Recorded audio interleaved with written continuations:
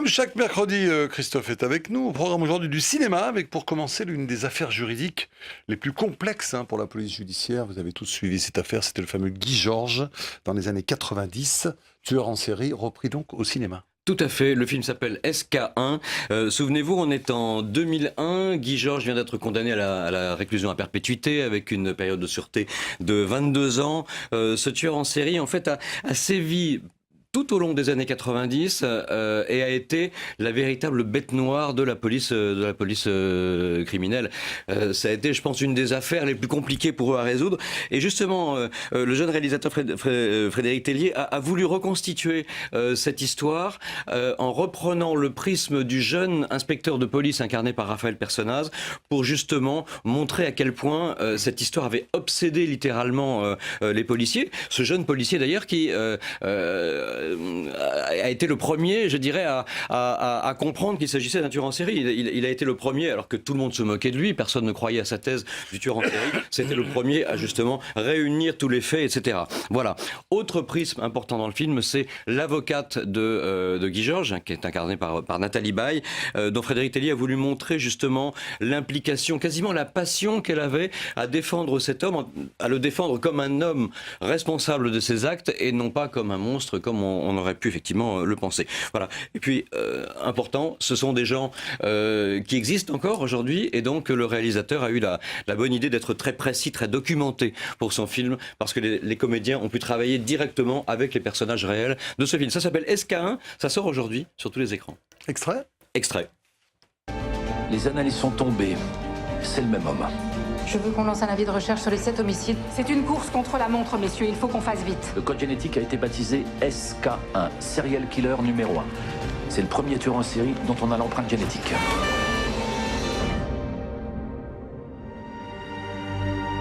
Vous avez fait un travail impressionnant. Je suis juste celui qui a traqué le monstre pendant 7 ans. Et moi, je suis celle qui traque l'homme derrière le monstre. L'ADN a parlé. Il s'appelle Guy Georges. Traquer l'homme derrière le monde, c'est joli. Derrière le monstre, pardon, c'est joli. Tout à fait. Sujet sociétal maintenant avec les règles du jeu, un documentaire sur les jeunes demandeurs d'emploi non diplômés. Tout à fait. On se souvient du documentaire précédent des deux auteurs, Claudine Boris et Patrice Chagnard. Ça s'appelait Les Arrivants. C'était un documentaire très remarqué sur justement les demandeurs d'asile. Aujourd'hui, ils remplissent et ont suivi au plus près 4 jeunes engagés dans un processus d'accompagnement intensif vers l'emploi au sein d'Ingeus. Est-ce que vous vous souvenez ce qu'est Ingeus ? C'est une société privée qui a remporté un appel à projet du fameux dispositif du contrat d'autonomie mis en place par Fadela Amara en 2008 et qui est devenu en 2014 les fameux emplois d'avenir. Alors, il ne s'agit pas évidemment d'un documentaire sur l'apport de réponse à des questions auxquelles on n'a pas, c'est simplement un constat. Le titre d'ailleurs, Les règles du jeu, montre une sorte de mise en scène du processus de recrutement. En fait, on se rend compte que ce sont des processus qui sont complètement obsolètes, qui ne parlent pas du tout aux jeunes. Ils sont complètement absurdes, totalement déconnectés de la réalité de ces jeunes. Voilà. Patrice Chagnard écrit « Le fond du problème, c'est qu'il n'y a pas de boulot, en tout cas pas pour eux. Toute cette mise en scène autour de leur employabilité, de leur incapacité à s'adapter aux attentes du marché, c'est finalement masquer la violence du chômage et leur en faire porter la responsabilité. » Le film s'appelle « Les règles du jeu », ça sort aujourd'hui également en salle. Extrait ? Le principal défaut alors? J'encaisse.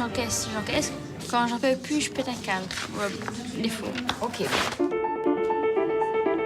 Oui, bonjour. Est-ce que je pourrais avoir la personne qui s'occupe du recrutement, s'il vous plaît? Je vous entends mal. Vous en avez marre des jeunes. D'accord. Ah oui, le problème, c'est que les jeunes arrêtent. Une notasse, vous pouvez pas y aller, vous foutez de moi, il y a le métro. Allez voir le maximum de monde, tous les employeurs sont là, il y a du boulot à la clé, allez-y. Même si je travaillais 3-4 mois, ce serait bien et je serais magnifique. Donc ça veut dire que si on trouve un projet qui vous plaît vraiment, vous êtes prêt à vous lever tôt tous les matins? Ah oui. Candidate déterminée, a bien préparé son entretien, c'est quand même un bon retour, non?